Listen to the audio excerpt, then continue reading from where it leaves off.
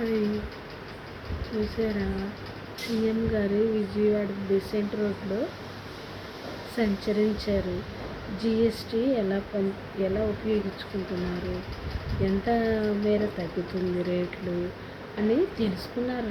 Shop తిరిగి వాళ్ళ వైఫ్కి చెప్పులు కొన్నారు, పూజకి పూలు కొన్నారు.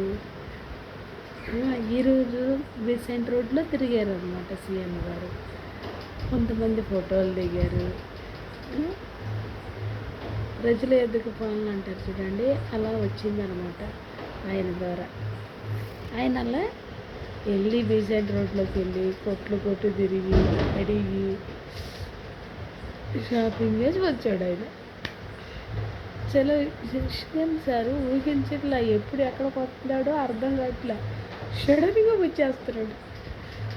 నేను 30 సార్ అన్నాడు దసరా తర్వాత, నేను ఎప్పుడు ఎక్కడికి వస్తానో తెలియదు, సడన్గా వస్తాను. అంటే ఇప్పుడు సడన్గా విజయవాడ బీసెంట్ సెంటర్కి సడన్గా వెళ్ళాడు. అంటే సడన్గా వస్తాడంట, ఎక్కడికి వస్తాడో తెలియదు. అది మా ఇంటికి కూడా రావచ్చు.